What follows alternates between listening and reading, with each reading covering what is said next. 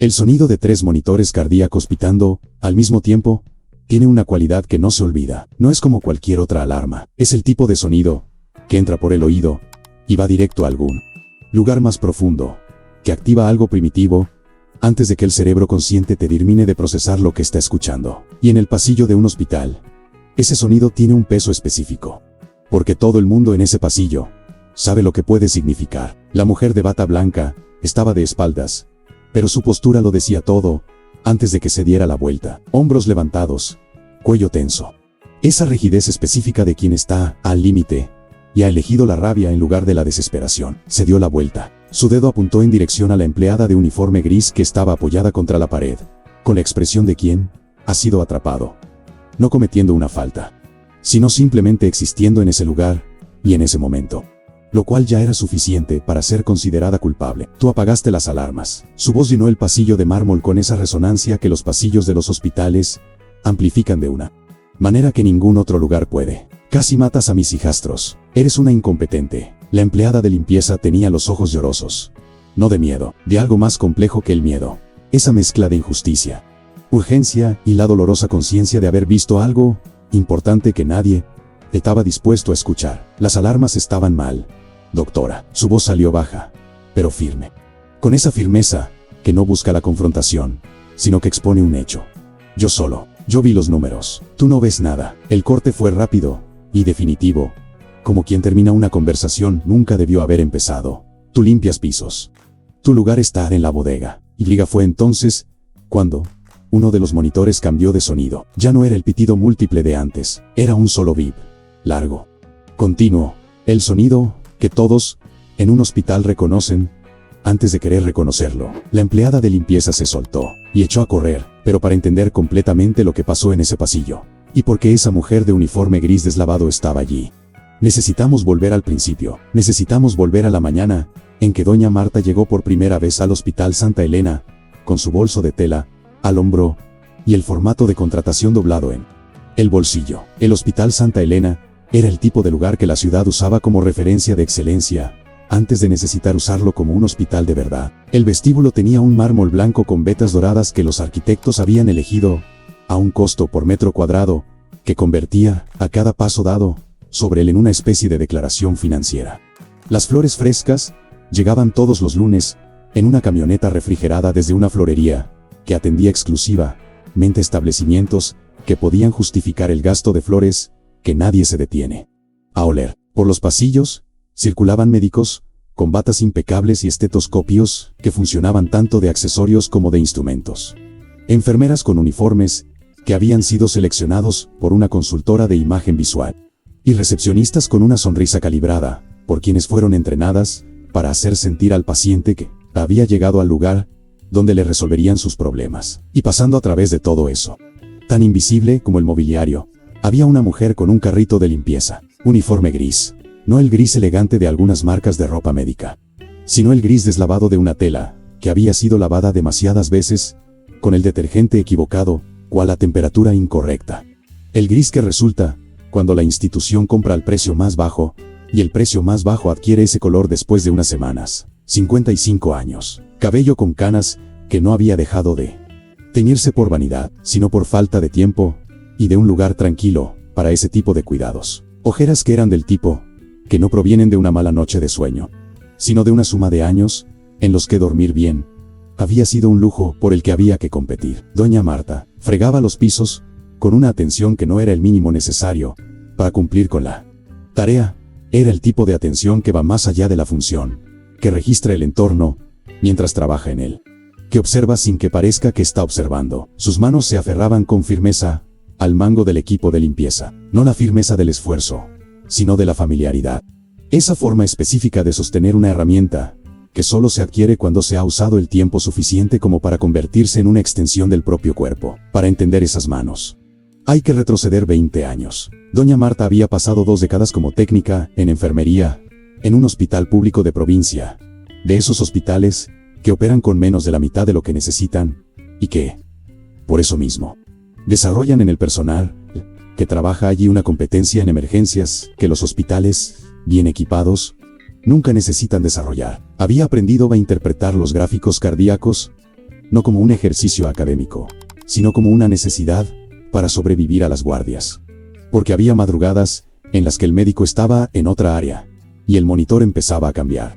Y ella necesitaba saber qué estaba viendo antes de poder llamar a alguien. Había aprendido la diferencia entre una alarma de calibración y una alarma de emergencia. Había aprendido los patrones de los monitores de bebés prematuros, que son distintos a los de los adultos, que tienen un lenguaje propio de variaciones y que exigen una atención diferente. Había adquirido, a través de la acumulación de 20 años de guardias, ese tipo de conocimiento que no se encuentra en ningún manual porque reside en la suma de 1000 situaciones específicas que ningún manual puede prever. Y entonces llegó la pandemia. El despido no.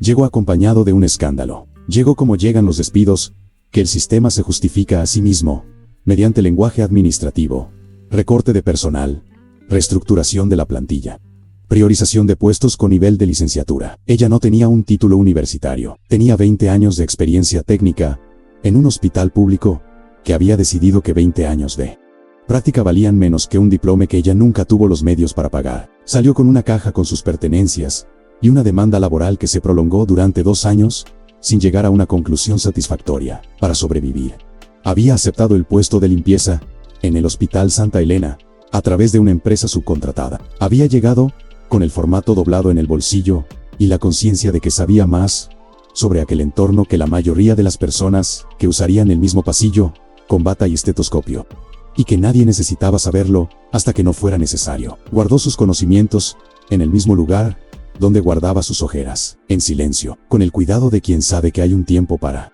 cada cosa. El área VIP estaba en el 3er piso, y se accedía a ella por un ascensor que requería un código de entrada, y por un pasillo con una alfombra que amortiguaba los pasos de una manera que el mármol del vestíbulo no lo hacía. Era la planta donde estaban las habitaciones con nombres de flores grabados en placas de bronce, donde las visitas necesitaban autorización previa y donde el silencio se mantenía con esa deliberación propia de los lugares que cuestan lo suficiente como para que el silencio esté incluido en él. Servicio. En la habitación Orquídea, la más grande de la zona, estaban los trillizos. 3 cunas dispuestas en triángulo, con monitores cardíacos en cada una, con un equipo de enfermería dedicado, que cambiaba cada 6 horas. Con ese ambiente de UCI neonatal adaptada al lujo de quienes pueden pagar por la adaptación. Los bebés tenían 8 meses y una afección había llegado sin previo aviso. Una rara parálisis postvacunal había comprometido temporalmente el sistema nervioso autónomo, y que mantenía a los 3 dependientes de soporte vital mientras los neurólogos vigilaban su recuperación. El padre era el doctor Renato, dueño del hospital, de 60 años. El tipo de hombre que había construido el Santa Elena desde cero, con esa combinación específica de visión, trabajo duro y la disposición para asumir riesgos que el dinero de terceros facilita. Era viudo desde hacía 2 años, cuando la madre de los trillizos falleció por complicaciones en el parto que los propios médicos del hospital no lograron evitar.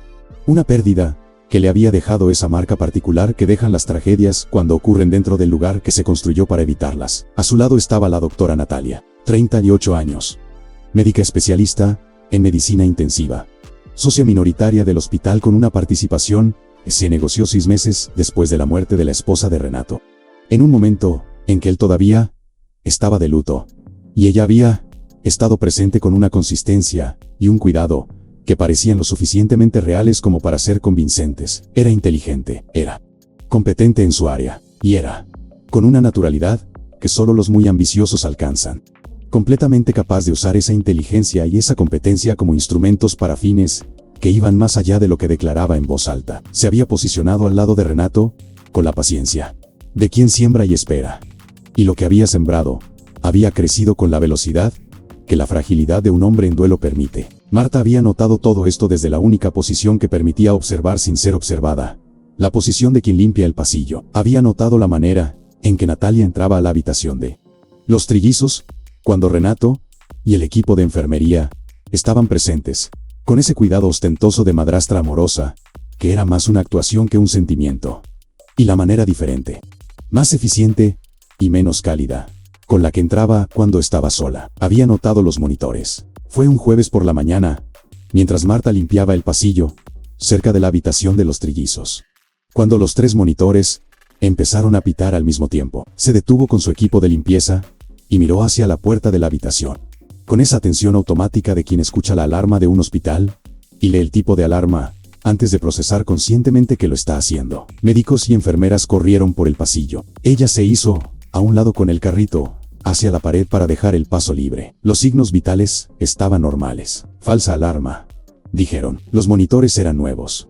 Existía la posibilidad de que estuvieran mal calibrados, pero Marta había visto los números en la pantalla por un segundo antes de que la puerta se cerrara. Y los números no eran normales. Eran números que estaban al límite, en esa zona gris donde el monitor aún no los clasifica como una emergencia, pero donde alguien con 20 años de experiencia leyendo gráficos cardíacos reconoce un patrón se está desarrollando en la dirección equivocada. Natalia había llegado al final del alboroto, con su bata blanca y esa expresión de quien ha sido interrumpida de algo importante y está repartiendo su irritación por todo el lugar. Estos monitores son nuevos. Su dirigió al equipo con ese tono de juicio que no pregunta, sino que afirma. No pueden dar falsas alarmas. Alguien está tocando donde no debe. Sus ojos recorrieron el pasillo y se detuvieron en Marta. Marta agarró el mango del carrito con la firmeza de siempre y mantuvo el rostro neutral y con la clase de esfuerzo que se aprende tras años de ser invisible. No era la primera vez que sus ojos se detenían en ella. Había algo en Natalia que reaccionaba a la presencia de Marta con una irritación que no tenía un origen obvio. Esa irritación de quien siente intuitivamente que está siendo observada por alguien que entiende lo que ve, sin lograr identificar de dónde proviene esa sensación. Marta empujó el carrito por el pasillo, y esa noche, en el pequeño cuarto alquilado donde vivía, sacó una libreta del cajón de su mesita de noche, y la abrió en una página en blanco. Escribió los números que había visto en la pantalla durante ese segundo, antes de que la puerta se cerrara. Se quedó mirándolos por un momento, luego cerró la libreta, apagó la luz, y se quedó a oscuras con esa fría claridad de quien ha reconocido algo que tendrá que estar preparada para enfrentar, antes de que alguien esté dispuesto a escuchar. Las falsas alarmas seguían un patrón. Marta lo había notado la segunda vez que ocurrieron, y lo confirmó la tercera vez. Y para la cuarta, había dejado de llamarlas falsas. Porque existe una diferencia importante entre una alarma que suena sin motivo y una alarma que suena por un motivo que nadie está intentando encontrar. Siempre ocurrían de noche, siempre después de la administración de los medicamentos nocturnos, siempre con Natalia cerca de la habitación, o habiendo salido de ella, hacía menos de 15 minutos. Había empezado a tomar nota. La libreta era pequeña, del tipo que cabe en el bolsillo de un uniforme gris deslavado, sin que se note, con la tapa negra desgastada en los bordes, y hojas rayadas que ella llenaba con esa letra grande de quien aprendió a escribir con cuidado, pero nunca con prisa. Horarios, los números que había logrado ver en las pantallas de los monitores en esos segundos que el pasillo le permitía, antes de que la puerta se cerrara. Patrones, la secuencia de los eventos, tal como ella los había observado, sin interpretaciones. Solo los hechos, en el orden en que habían sucedido. Era el método que había aprendido en las madrugadas del hospital público, donde tomar nota era la diferencia entre poder probar lo que había visto y perder la memoria del detalle específico que hacía que el conjunto tuviera sentido. Había algo en los números que la preocupaba de un modo que iba más allá de la preocupación normal por unos bebés conectados a soporte vital. La presión del tercer bebé, el que había sido ingresado en la condición más inestable de los tres, había mostrado una caída de 10 puntos en los 30 minutos previos a la alarma. No una caída dramática, no del tipo que los monitores registran como una emergencia inmediata, sino del tipo que un médico experimentado reconoce como una tendencia, como el cuerpo comunicando una dirección antes de que esa dirección se convierta en su destino. Y alguien había reiniciado el monitor antes de que la lectura completa quedara registrada en el sistema. Ella lo sabía porque había visto la pantalla antes y después, y los números no habían continuado desde donde se detuvieron. Habían vuelto a empezar desde cero, como si la hora anterior no hubiera existido. Había una enfermera joven a la que Marta había observado a lo largo de las semanas con esa atención que reservaba para las personas que parecían no haber aprendido, aunque ciertos cuestionamientos son peligrosos. La muchacha tenía esa expresión de quien todavía no ha llegado al punto donde la competencia y la precaución es en las paces. Esa franqueza específica de quien aún cree que hacer el trabajo correcto y hacer la pregunta honesta son suficientes. Una tarde, mientras limpiaba la habitación de al lado, y la enfermera salía del cuarto de los trillizos, con el expediente en la mano, Marta se acercó, bajó la voz. Señorita, le habló con esa naturalidad de las conversaciones de pasillo, que no llaman la atención de quienes pasan. Esas alarmas. La presión del tercer bebé bajó 10 puntos, antes de que sonara. Yo vi los números. Hizo una pausa de un segundo. Eso no es una falsa alarma. Es una caída real. Alguien está reiniciando los monitores después. La enfermera la miró con una expresión que pasó de la sorpresa al interés y luego a la incomodidad en menos de 3 segundos. Abrió la boca. Y fue entonces cuando la puerta del fondo del pasillo se abrió. Natalia venía con su bata blanca, la tabla con clip y ese paso de quien se mueve con la certeza de quien pertenece a cada lugar en el que entra. A quien nunca le enseñaron a dudar de su propia presencia en ningún espacio. Había escuchado. No todo. Tal vez, pero lo suficiente. Se detuvo a 2 pasos de Marta. Había en su rostro una expresión que era de enojo. Pero no solo de enojo. Era la rabia específica de quien ha sido sorprendido en algo en lo que no debería haber sido sorprendido. Esa combinación de furia y alerta que las personas producen cuando se sienten amenazadas antes de sentirse ofendidas. Su mano fue directa al trapeador. Se lo arrancó de las manos a Marta con un gesto que no tenía nada de accidental, que era una declaración antes de ser una acción. Y lo tiró al suelo, con ese ruido de mango de metal contra el mármol que el pasillo amplificó en ambas direcciones. ¿Tú eres la de la limpieza? No, la pregunta no era una pregunta, era el preámbulo de una sentencia que ya estaba preparada. Una sirvienta dando diagnósticos. Cada palabra salía con una lentitud calculada, para que el peso de cada una se asentara antes de que llegara la siguiente. ¿Cómo te atreves a tocar esos equipos? Sus ojos recorrieron a Marta de arriba abajo, con esa inspección no busca que ver, sino confirmar lo que ya ha decidido. Tú no tienes ni la capacidad para siquiera mirar esos monitores. Marta había encogido el cuerpo con ese movimiento involuntario que años de sentirse inferior le enseñan a hacer al cuerpo, antes de que la mente decida reaccionar. Pero sus manos apretaban la libreta contra su pecho.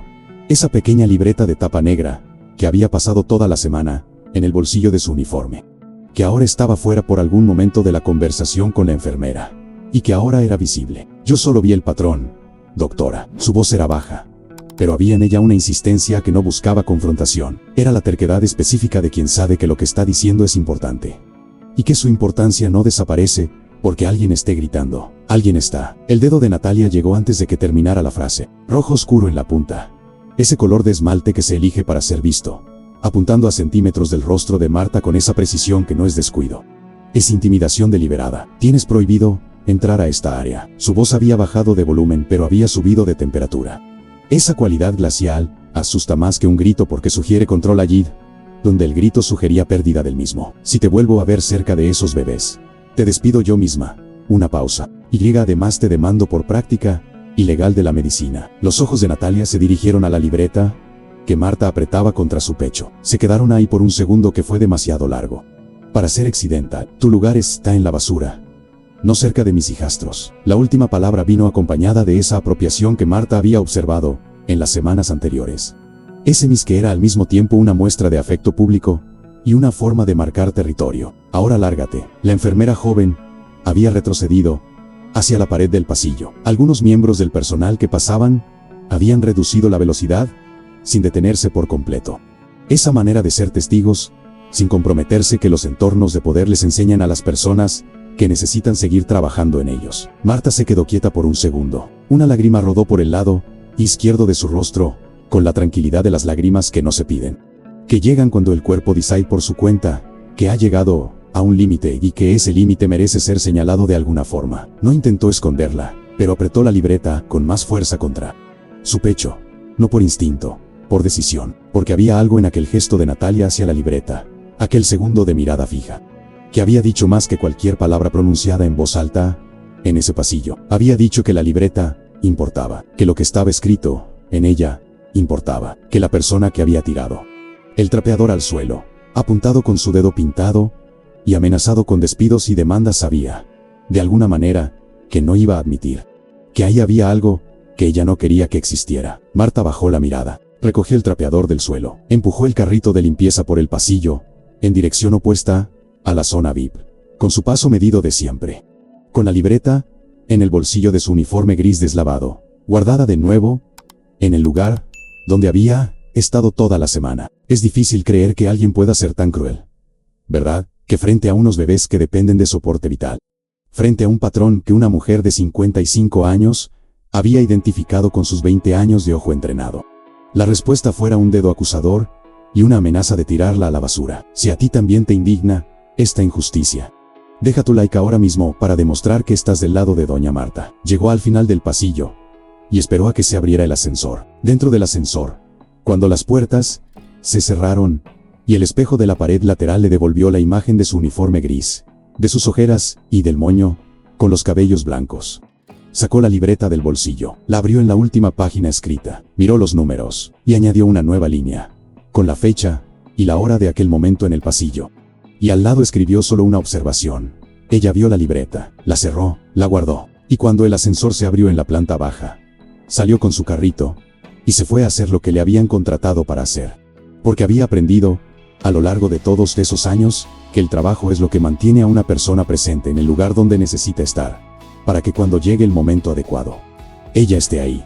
Y el momento adecuado se estaba acercando, aún no sabía cuándo, pero sabía que los números de la libreta eran reales. Y que los bebés del tercer piso no tenían el tiempo indefinido que las personas que debían estar prestando atención parecían creer que tenían. El pasillo de la planta baja era de mármol con vetas doradas. Fregó el piso con la firmeza de siempre y esperó. El traslado llegó sin ceremonias. Un sobre sencillo, con el sello del Departamento de Recursos Humanos. Entregado por el supervisor de limpieza, con la expresión de quien está cumpliendo una orden que no pidió, y que preferiría no estar ejecutando. Reubicación de área inmediata, estacionamiento y bodega de materiales. Marta leyó el documento 2 veces. Lo dobló con el cuidado de quien guarda cosas que podrían ser necesarias más adelante. Lo metió en el bolsillo de su uniforme junto a la libreta.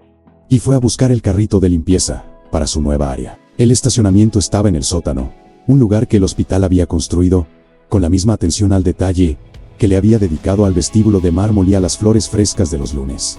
Pero que el uso había transformado en un ambiente de concreto, aceite de motor, y esa iluminación de tubos fluorescentes que carece de la temperatura de la luz natural, y que, por lo tanto, hace que todo parezca ligeramente diferente a lo que es. Las marcas de neumáticos en el suelo eran del tipo que se resisten a los productos comunes y que requieren un esfuerzo específico para quitarse. Esas resistencias, silenciosa de la suciedad, que ha elegido el lugar correcto para asentarse. Marta limpiaba, con la misma atención de siempre, con las mismas manos firmes, con el mismo ojo que registraba el entorno, mientras las manos hacían el trabajo. Pero ahora había una diferencia que no estaba ni en las manos, ni en la mirada. Radicaba en el hecho de que el tercer piso era un lugar que ya no podía alcanzar. Que los monitores, que había aprendido a leer desde lejos, estaban ahora detrás de una distancia que no era solo física. Pensaba en los números de la libreta, pensaba en el patrón, en la regularidad de los horarios, en aquel segundo en que los ojos de Natalia se habían posado en la libreta contra su pecho y se habían quedado ahí un instante demasiado largo. Pasaban los días. En el tercer piso, las falsas alarmas no se habían detenido. Lo sabía porque los hospitales tienen la acústica específica de los lugares donde suceden muchas cosas a la vez, y la información circula por canales que no son los oficiales, a través de los auxiliares que cambian de turno en los pasillos, por las conversaciones en los baños del área del comedor, por esa red informal de comunicación que existe en toda institución, y que las personas que no son vistas escuchan con mayor claridad que las que sí lo son. Se enteró de que el jefe de pediatría había mandado llamar a Natalia. Había algo en los trillizos que no encajaba con lo esperado para su cuadro clínico. Picos de sedación que iban y venían con una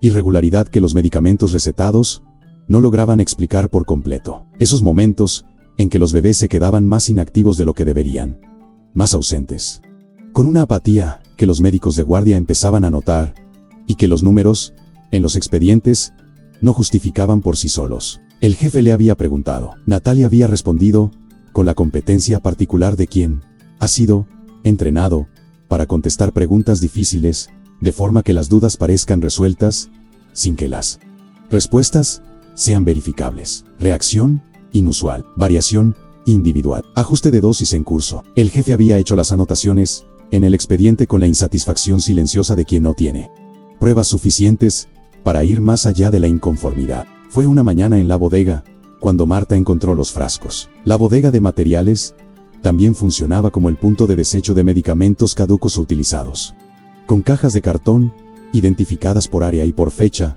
donde se depositaban los frascos, antes de que la empresa especializada pasara a recogerlos. Ella había pasado junto a esas cajas cientos de veces sin necesidad de mirar su contenido, porque el contenido no era parte de sus funciones. Pero ese día había una caja que no había sido cerrada por completo. y el ángulo de su carrito, al pasar, le había permitido ver la etiqueta de uno de los frascos, con una claridad que no estaba buscando. Midazolam. Se detuvo. El midazolam era un sedante potente, del tipo que los médicos de cuidados intensivos utilizan con precisión milimétrica porque el margen entre la dosis terapéutica y la dosis que causa problemas graves en los bebés es tan reducido que cada mililitro se cuenta y se documenta. Miró la caja. Había más frascos. Sacó la libreta de su bolsillo, con la rapidez que las manos desarrollan cuando lo urgente y lo prohibido se encuentran en el mismo movimiento. Copió los números de lote de los frascos que lograba ver, la fecha en la etiqueta, la cantidad indicada en el envase. Hizo el cálculo mental que 20 años, como técnica en enfermería, habían vuelto automático. La cantidad desechada en esos frascos era incompatible con la cantidad prescrita en los expedientes que había escuchado mencionar en las conversaciones de pasillo. Se estaba utilizando midazolam en cantidades superiores a las recetadas, y los frascos se estaban desechando en la bodega de materiales, lejos del sistema de registro del tercer piso, con una discreción que no era accidental, sino que había sido planeada por alguien que conocía el sistema lo suficientemente bien como para saber dónde estaban las lagunas. Cerró la libreta. Se quedó de pie en la bodega, con la frialdad específica de esos momentos en los que la claridad resulta más aterradora que la confusión. Porque la claridad significaba que lo que ella había sospechado era real, y que el hecho de que fuera real tenía un peso que la sospecha aún no tenía. Alguien estaba sedando a los bebés más de la cuenta. Las alarmas no eran falsas, eran reales, y eran apagadas antes de que el sistema registrara lo que había sucedido. Y la única persona con acceso a la medicación, a la habitación y al sistema de monitoreo de ese piso, que había desterrado a la única persona que había notado el patrón, era la misma persona que dormía en el departamento del dueño del hospital y que había firmado los papeles como socia minoritarias 6 meses después de que él atravesara el duelo más doloroso de su vida. Marta se quedó en la bodega durante un largo momento. Luego se fue a limpiar el estacionamiento, porque eso era lo que tenía que hacer en ese instante, y porque había aprendido que cuando lo que sabes aún no tiene a dónde ir, el trabajo es el único lugar donde el cuerpo encuentra orden mientras la mente busca el camino. El doctor Renato regresó un miércoles. Llegó con la prisa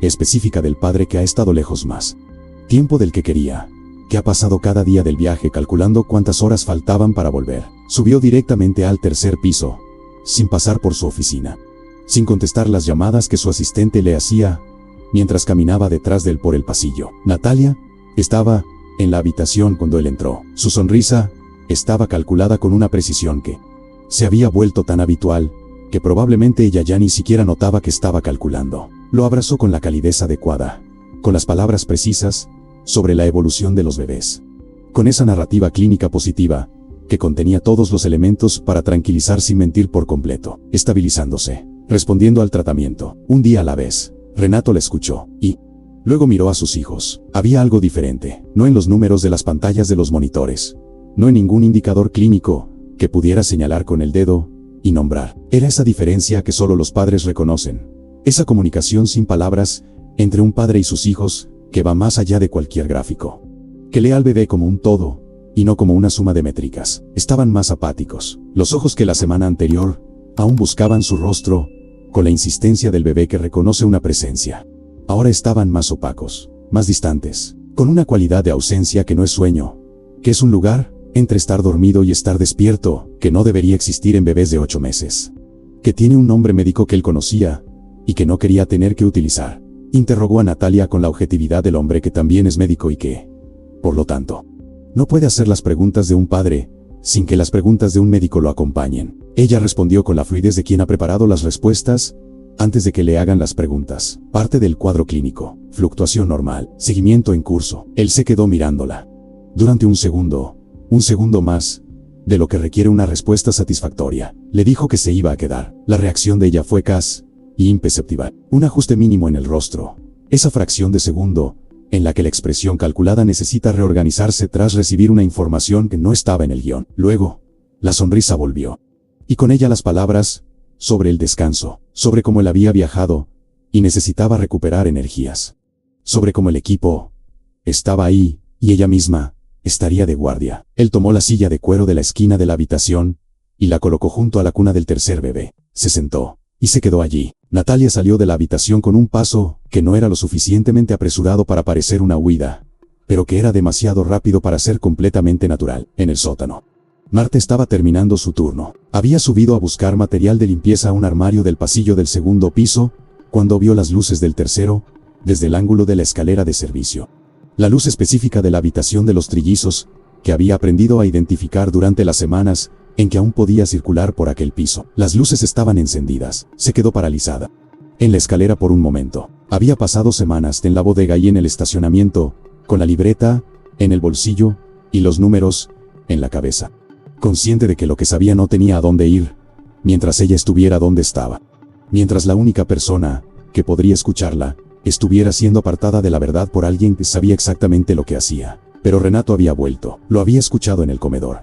A través de esa red informal de información, la que los invisibles acceden mejor que los visibles. Había escuchado que él estaba en el hospital, que había subido directamente al tercer piso, que se había quedado. Las luces seguían encendidas. Marta bajó de nuevo a la bodega. Encontró un rincón detrás de los estantes de artículos de limpieza, donde había una caja de cartón vacía, lo suficientemente grande como para servirle de asiento. Se sentó con la libreta en el regazo, con la espalda apoyada contra la fría pared de la bodega, con los ojos abiertos en la oscuridad, y esperó, porque había llegado a ese punto en el que esperar y vigilar son la misma cosa, en el que permanecer en el lugar equivocado es la única forma de estar en el lugar correcto cuando llegue el momento. Allá arriba, en la habitación de los trillizos, un padre miraba a sus hijos con la atención de quien se ha dado cuenta de que algo es diferente, pero aún no sabe qué hacer con esa percepción. Y en algún lugar de ese piso, Natalia estaba haciendo sus cálculos. El hospital de madrugada tiene una cualidad distinta a cualquier otra hora. No es un silencio absoluto. Nunca lo es, porque los hospitales no se detienen. Pero es un silencio diferente, más denso, con esa sensación de respiración contenida propia de un lugar que está despierto pero no en movimiento, que está presente pero aguardando. Los pasillos, que durante el día eran transitados por batas, carritos, conversaciones y el ruido característico de la institución en funcionamiento, se quedaban a las 2 de la mañana, con la extraña calma de los espacios que fueron construidos para las personas y que, sin ellas, se sienten un poco fuera de lugar. Marta llevaba horas en la bodega. Había pasado por la fase del cansancio que te doblega los hombros y había llegado a la siguiente etapa, cuando el cuerpo deja de negociar con el sueño y simplemente acepta su estado. Tenía los ojos abiertos en la oscuridad, con una atención que ya no requería esfuerzo.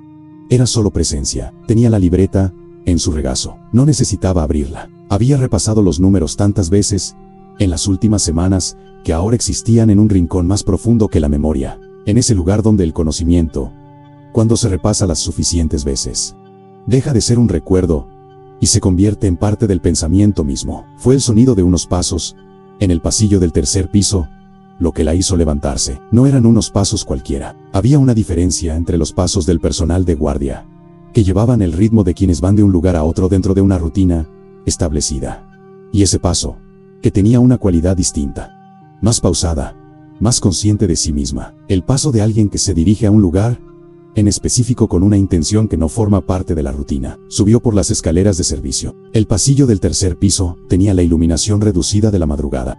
Esas luces de emergencia que mantienen el espacio transitable, sin la intensidad de la iluminación total. La puerta de la habitación de los trillizos estaba entreabierta, con esa rendija característica de quien no quería cerrar la puerta por completo, pero tampoco quería dejarla lo suficientemente abierta como para llamar la atención. Marta se acercó y miró. Natalia estaba de pie frente a la bomba de infusión de la tercera cuna. La bomba, que controlaba el flujo de los medicamentos, con la precisión que requieren los bebés conectados a soporte vital. Una precisión que marca la diferencia entre el tratamiento y el daño. Sus manos estaban sobre los controles, con la familiaridad de la doctora que conoce el equipo.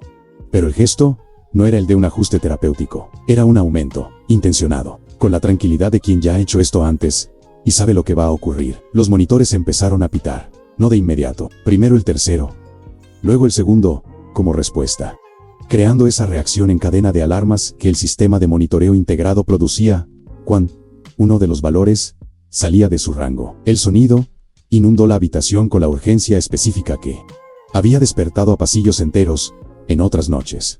Natalia no se inmutó. Apagó las alarmas con un movimiento demasiado mecánico, para ser el de alguien que está descubriendo cómo hacerlo por primera vez. 4 toques en el panel, la secuencia específica que no venía en los manuales de operación estándar porque era un acceso de nivel técnico que los monitores permitían, pero que la mayoría de los médicos ignoraba que existía. Después abrió el expediente y escribió, pico de ansiedad. Marta empujó la puerta, entró. Natalia se dio la vuelta con la rapidez de quien la ha escuchado un ruido donde no debería haberlo, con el expediente aún en la mano, el bolígrafo destapado y unos ojos que pasaron de la sorpresa al odio a una velocidad que indicaba que el odio estaba mucho más a flor de piel que la sorpresa. La palidez que se apoderó de su rostro no era por el susto, era por el reconocimiento. Tú, la palabra salió con la cualidad de quien está intentando decidir en fracciones de segundo cuál es la mejor respuesta, y descubre que la mejor respuesta sigue siendo el ataque. Aún no te he despedido.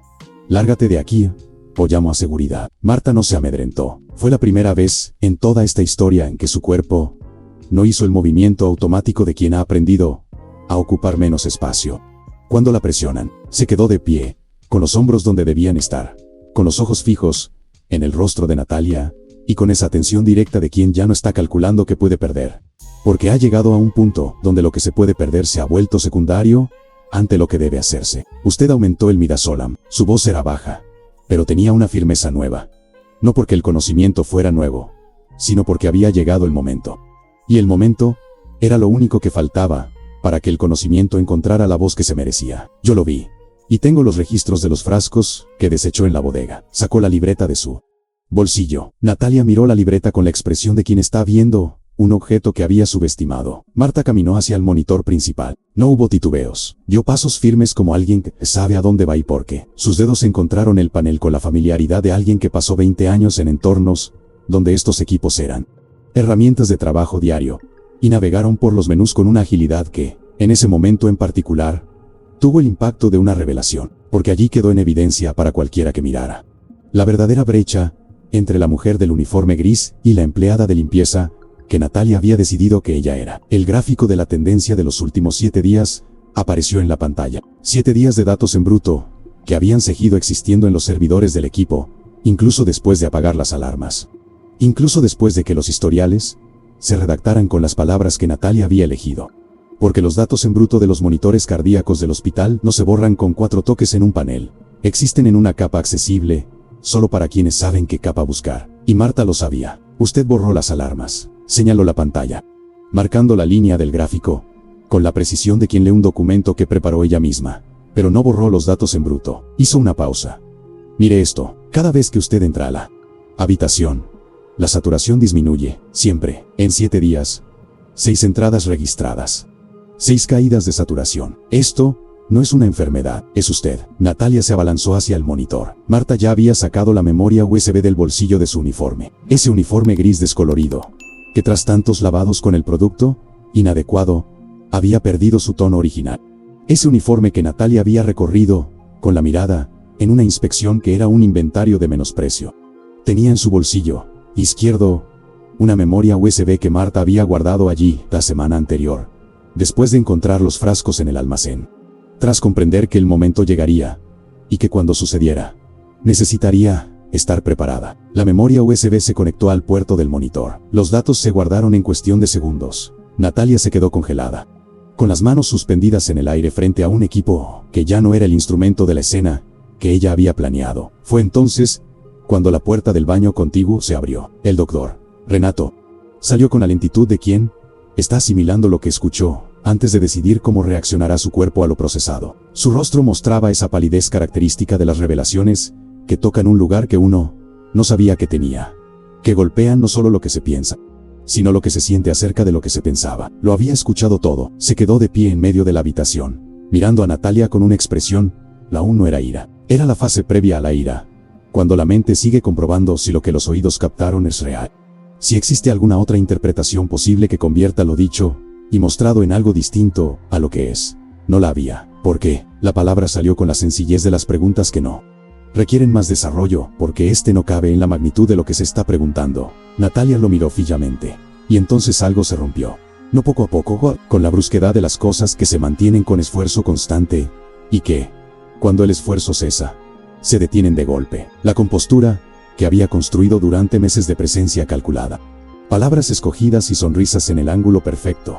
Se desmoronó a la velocidad de una estructura que pierde la única columna que la sostenía. No son mis hijos. Su voz era diferente a cualquier otra que hubiera usado antes. Sin control, sin temperatura medida. Con esa crudeza de las palabras que provienen de un lugar sin filtros. Son el vínculo con tu exmujer muerta. Mientras ellos existan, nunca me amarás de verdad. Renato no se inmutó. Quería que desaparecieran poco a poco, como un error de medicación, como una de esas cosas que pasan y nadie puede demostrar, que quedan como una tragedia, una fatalidad, como una pérdida más en un hospital de personas que ya han perdido demasiado. El silencio que siguió fue el más denso de aquella noche, más denso que el de la madrugada en el pasillo, más denso que el del almacén donde Marta había esperado por horas. Era el silencio de una verdad que había permanecido a oscuras demasiado tiempo, y que ahora salía a la luz de una forma sin retorno. Renato se dirigió a la puerta de la habitación, la abrió, llamó a seguridad, con la voz monótona de quien funciona desde fuera de su cuerpo porque por dentro hay un dolor que aún no halla la forma adecuada de existir. Natalia intentó moverse hacia la puerta. El guardia, que llegó en menos de 2 minutos, fue más rápido. La retuvieron en el pasillo de mármol del tercer piso, con la bata blanca, el cabello desordenado por los minutos transcurridos, y la expresión final de quien ha llegado a un lugar que construyó para no llegar jamás. Llegando de la única forma que llega lo inevitable. Por el camino más corto, entre lo que se hace y lo que se cosecha. Dentro de la habitación, Renato permaneció de pie frente a las 3 cunas. Los monitores sonaban con su ritmo constante de siempre. 3 líneas verdes en los 3 monitores. El movimiento regular de los latidos, que es el lenguaje más directo que existe para decir que una vida sigue. Marta estaba junto a la puerta, con la memoria USB en la mano, y la libreta en el bolsillo del uniforme gris. Renato la miró, y por primera vez desde que ella entró al hospital con el formulario doblado en el bolsillo, hubo en los ojos de alguien, en ese lugar, un reconocimiento que no tenía nada que ver con el uniforme, ni con el cargo, ni con ninguna de las cosas que habían dictado cómo sería vista durante aquellos meses. Era el reconocimiento de quien mira a la persona que ha salvado lo más importante de su vida. Él no dijo nada. Todavía no había palabras que llegaran a tiempo, pero estaba la mirada. Y la mirada bastaba para aquel instante. Porque hay cosas demasiado grandes para que la primera respuesta sea con palabras. Afuera, en el pasillo, los pasos de la seguridad se alejaban con Natalia, y los monitores seguían con su ritmo de siempre. 3 líneas verdes, 3 vidas que habían estado demasiado cerca de un punto sin retorno, traídas de vuelta no por tecnología, ni protocolos, ni por los costosos recursos que el Hospital Santa Elena había adquirido para justificar sus honorarios en el vestíbulo de mármol, sino por una mujer con uniforme gris descolorido, ojeras profundas, un pequeño cuaderno negro y 20 años de experiencia que nadie había pedido ver. La noche aún no acababa cuando llegaron las primeras consecuencias. Seguridad había contenido a Natalia en el pasillo. Pero el pasillo de un hospital de lujo, a las 2 de la mañana, no es lo suficientemente privado como para evitar filtraciones. Lo que ocurre en los pasillos de los hospitales de madrugada sale a la luz con la velocidad particular de las informaciones que la gente necesita compartir porque son demasiado grandes para guardarse en silencio. La policía llegó antes de las 3. 2 agentes subieron por el ascensor principal con la discreción que la situación y el lugar exigían. En el pasillo del tercer piso, encontraron a una mujer en bata blanca, despeinada, con una expresión que, tras haber agotado todos los estados emocionales, había llegado a un punto de vacío total. El informe se redactó con el lenguaje técnico que la ley usa para describir hechos que el lenguaje común no puede contener. Intento de homicidio, falsedad en documento médico, manipulación de equipo de soporte vital. Natalia salió por el pasillo de mármol con las manos a la espalda y la bata blanca, que había sido su escudo de competencia y cuidado, reducida ahora a lo que siempre fue, un trozo de tela sobre un cuerpo que había cometido actos que ya no podía ocultar. El Hospital Santa Elena despertó en una mañana diferente a las demás. La noticia circuló en los portales antes del desayuno, con la rapidez que alcanzan las historias de hospitales, crímenes y bebés en peligro. Cada elemento por sí solo atraía la atención, pero juntos creaban una narrativa que el ciclo de noticias devoraba tan rápido que no daba margen para otras versiones antes de que la primera echara raíces. El nombre del hospital estaba en todas partes. El doctor Renato no se ocultó. Convocó una rueda de prensa esa misma mañana, con la firmeza de quien sabe que la única respuesta válida ante una crisis real es una presencia real, que el distanciamiento institucional es para crisis menores, Y esta no lo era. Asumió públicamente la responsabilidad de lo ocurrido en el hospital que llevaba su nombre. Anunció una auditoría exhaustiva e independiente, con acceso ilimitado a todos los expedientes, registros de medicamentos y sistemas de monitoreo. Se mantuvo firme frente a las cámaras, con la palidez de alguien que no ha pegado ojo y que no intentaba disimularlo. Porque había en esa palidez una honestidad mayor que cualquier fachada de serenidad en ese momento. La auditoría comenzó ese mismo día. En los días posteriores, mientras el proceso penal avanzaba con la rapidez que permite las pruebas físicas y una confesión, y mientras los abogados de Natalia intentaban armar una defensa basada en un colapso psicológico, que los datos del USB volvían irrelevante frente a los hechos principales, el doctor Renato acudió a Recursos Humanos. Pidió el expediente de Marta, no el registro como empleada de la empresa subcontratada. Pidió el expediente completo, el que llenó durante el proceso de selección con su historial profesional, antes de su puesto actual. Lo leyó en silencio.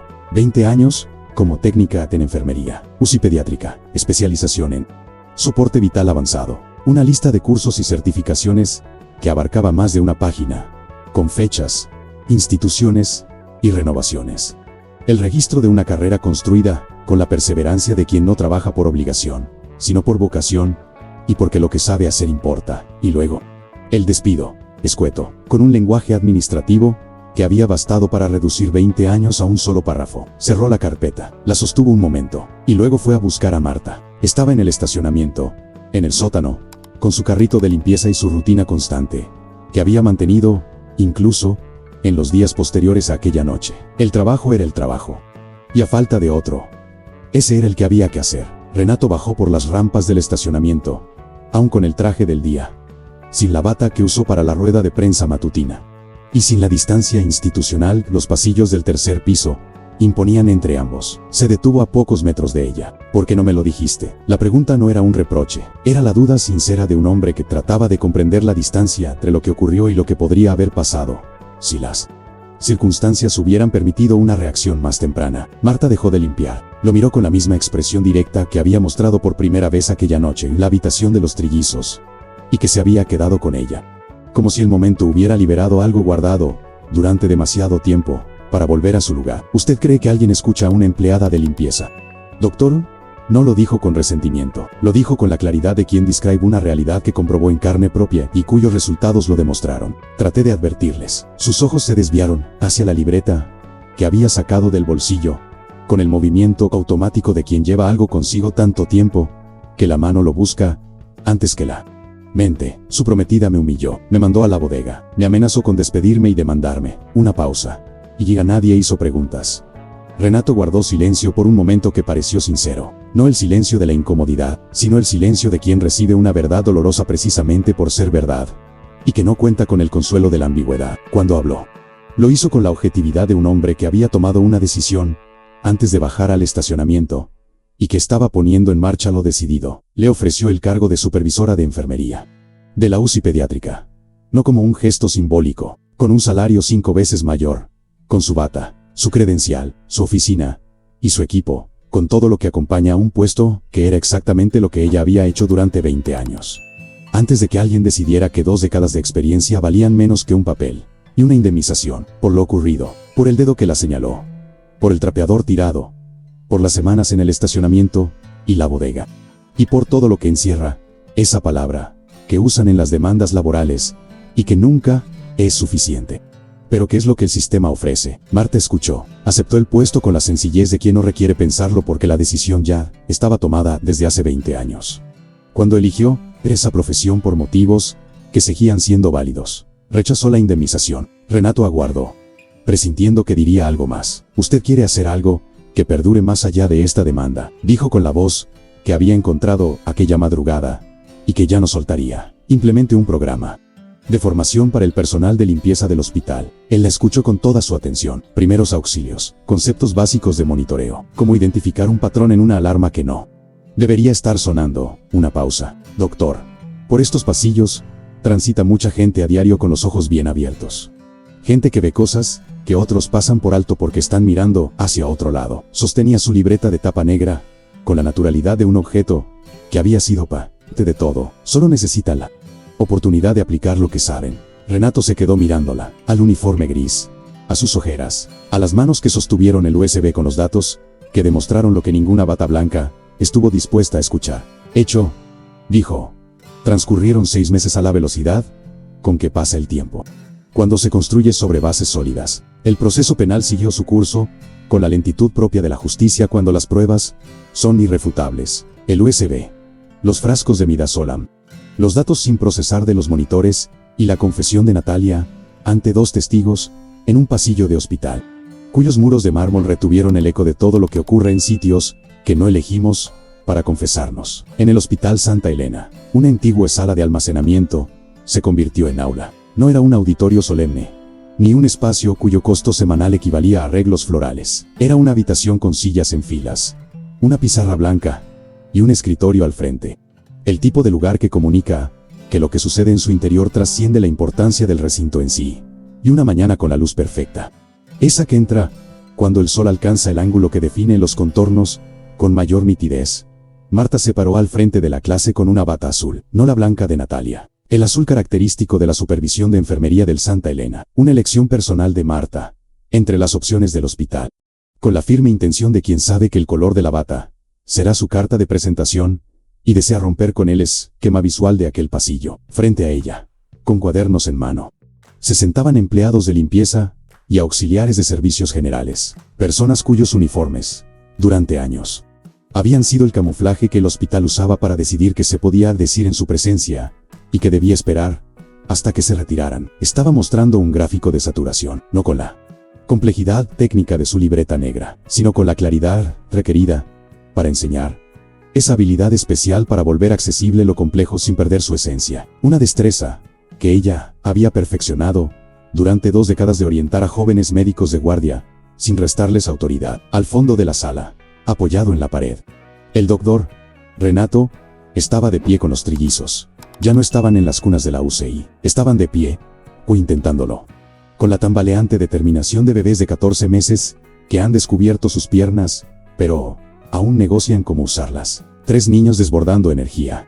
La señal más inequívoca de que sus cuerpos estaban exactamente donde debían estar. Una presencia vital y bulliciosa, que los meses en soporte vital habían puesto en peligro, pero que regresó con la fuerza imparable de las cosas que renacen. Uno de los bebés, el tercero, el que había estado más crítico, el que había dejado de respirar aquella noche, mientras sonaban las alarmas, miró a Marta con esa atención peculiar de los bebés que reconocen una presencia, incluso antes de poder nombrarla. Le tendió la mano. Marta se agachó y sonrió con una sonrisa que no había sido frecuente durante sus meses en el hospital. No era la sonrisa calculada de quienes aprenden que sonreír abre puertas, sino la que ser cuando la razón de tus actos está frente a ti. Con las manos extendidas y la vida latiendo en su rostro, sostuvo los deditos por un segundo, luego se irguió y volvió con sus alumnos. Nadie es invisible. Su voz resonaba con la fuerza que había descubierto en aquella madrugada y que ahora le pertenecía. Cada uno de ustedes posee una mirada que capta lo que otros ignoran. Lo ven porque transitan por lugares donde los demás pasan deprisa. Lo ven porque se fijan en detalles que otros consideran insignificantes. Los alumnos la escuchaban con la atención profunda de quienes se sienten valorados por primera vez, de quienes descubren en sus palabras un reconocimiento que siempre les había pertenecido, pero que nadie les había entregado hasta ese instante. Usen eso para proteger vidas. No importa el uniforme que lleven puesto. El silencio que siguió no fue incómodo, ni se parecía al silencio de la madrugada en el hospital, ni al peso de revelaciones inesperadas. Era el silencio de un aula que absorbía una lección que llevarían consigo mucho más allá del término de la clase. Ahora te pregunto, ¿alguna vez te han juzgado por tu uniforme? ¿Por tu cargo? ¿Por tu apariencia? Mientras escondías un talento que dejó a todos atónitos. ¿O, por el contrario, fuiste tú quien no prestó atención y luego se arrepintió de lo que se perdió por no escuchar? Comparte tu historia en los comentarios. Quiero leer tu experiencia. Esta historia nos demuestra que el conocimiento no es exclusivo de quien lleva una bata blanca, que la competencia no requiere permiso para manifestarse, y que, a menudo, los más invisibles, en un entorno, son quienes perciben con mayor claridad lo que sucede, que la humildad de observar a quienes nos rodean sin el filtro de su posición, puede marcar la diferencia entre una tragedia y la preservación de la vida. Si valoras las historias que conmueven y celebran la sabiduría oculta en los rincones olvidados del mundo, suscríbete al canal y activa la campanita para no perderte nuestras próximas historias de superación. Te esperamos en nuestra familia.